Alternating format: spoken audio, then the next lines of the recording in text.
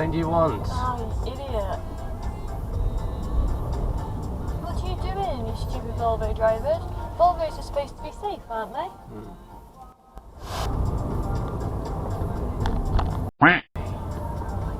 God. Never driven.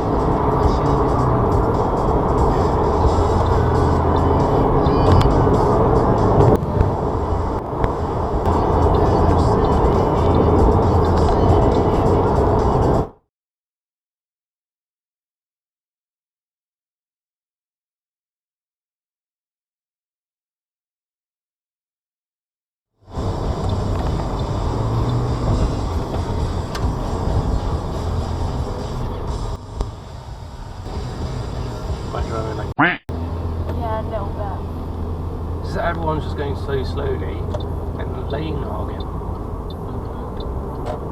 You were completely in the wrong lane. Did you see that now? What, you went all the way around. Idiot.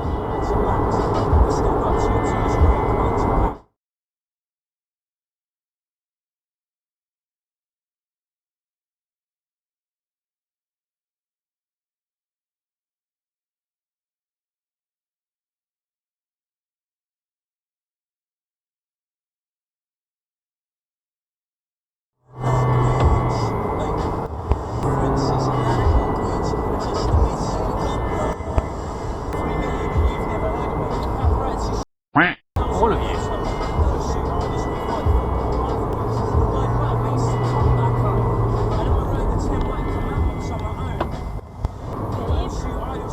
That's not so angry driver, okay?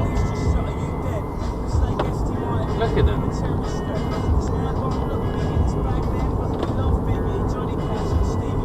Oh God, that Range Rover.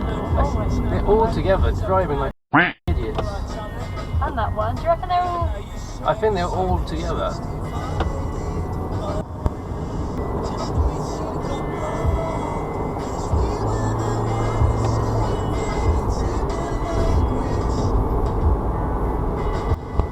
you want me to save it?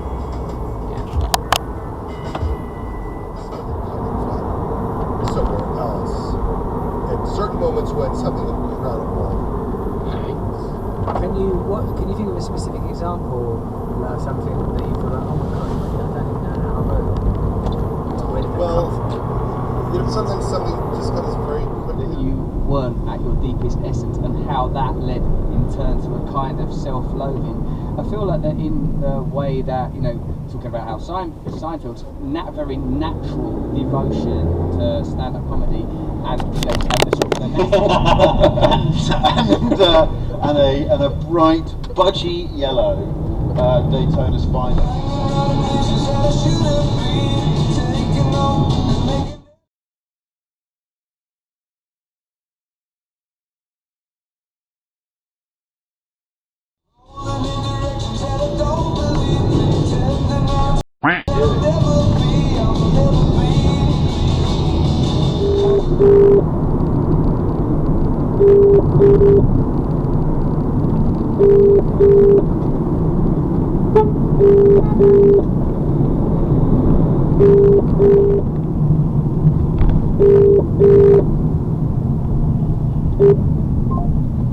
Owner at some point said, I've got it here in writing, this car from the factory, from wherever it was.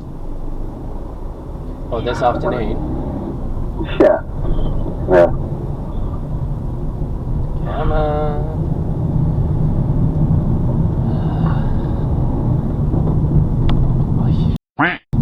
They're going straight through the red light. Like person in front just going 5 miles an hour through a red light. It's alright if you're doing it at 5 miles, but you should see round the corner from where I'm. Take out Vitality Health or life insurance, and you get discounts on trainers and up to 2 months cash back on your premiums when you're active. So you know exceptions. See that text we had in there, Gav? Someone else saying, I live in Texas, I work for 95. Signed Dolly Parton. Oh, that's nice. I appreciate that. Nice to know she's listening to the show. Gav, you said you got two heroes, more heroes today. The heroes today, Johnny, are a man called Duncan Hamilton and another man called Major Anthony Roylard Saralt. Why did you gulp heavily after saying Duncan Hamilton? Because I knew he had such a long name and I had to make sure I got it all right. Okay, so Duncan Hamilton, born in 1920 from May 94's edition of Car Magazine, when they drove it, and the numbers even now just trip off the tongue. 627,000 pounds or whatever it was, and the power figures and the acceleration. How on earth did you sell them? We were on the back of a global recession, and suddenly you've got this piece of unobtainium that you've got to try and sell. How did it work? I think a lot of it was that people didn't really understand the car or the price of it. Everybody so I turned them, and I just basically confirmed all my suspicions. I sat on the back next to the Sorry about it. To do 150 miles an hour on a car with a top speed of 150.1, you need an awful lot of space, and you're just not going to do it. And my little pinky was nowhere near the stopwatch. And I was really worried about the tyres because up there, I've had cars doing all sorts of constraints just how long it takes a car to reach its maximum speed. It'll get up to a level and that's it.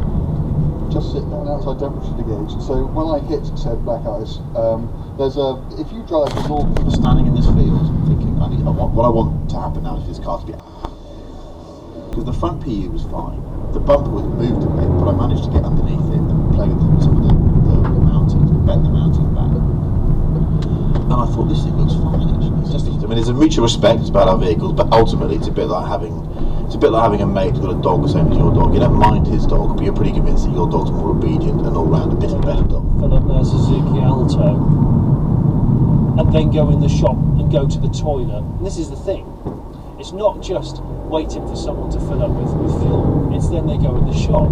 And it's a hell of a road for driving, but unfortunately they've been digging it up lately. It's another Michael Caine. It sounds like a face jacket character. It sounds like zippy, isn't it? It's a bit zippy. It is a bit zippy. Okay, I'll do it a different way. Okay. Well,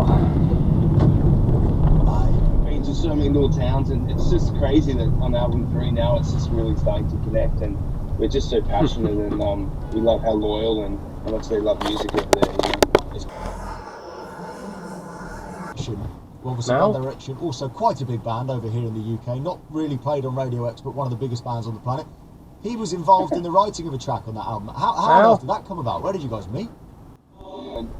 And basically, we kind of just get working on, and we played in the Dashcam, and we were playing it to. What the these lights about?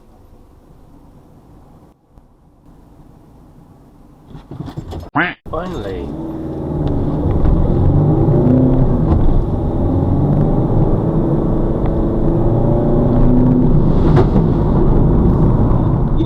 I've seen sharks, not when I'm I haven't been in the water with them. I've had some pretty cool, when I was younger, swimming with dolphins and stuff. Oh, very cool. But the scariest stuff is the small stuff. Of course, that's true. And we'll follow that story closely.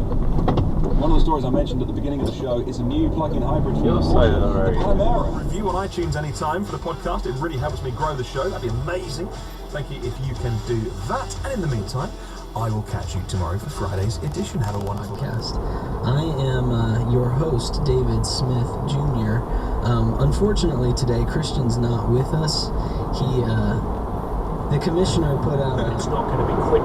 It's not a Hellraiser like Drag was, but it's more of a real world car, and the engine in that car at the moment just annoys me. It's not a part of the car doing something anyway, so it's quite hard. And for at least let me think, at least a year we didn't make any money. We lost money. Do it. And go to my YouTube channel, please, because it'd be nice if you turned up. What's the future for Johnny Smith? That's my question for pretty much ending.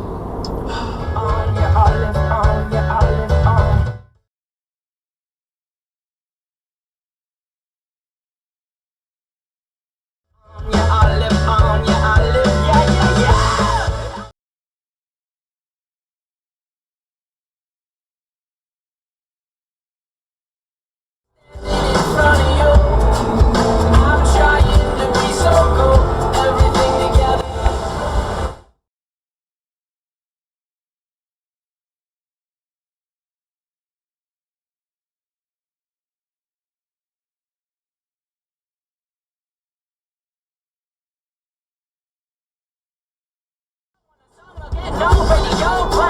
while you're doing fine. There's some people and I who have a really tough time getting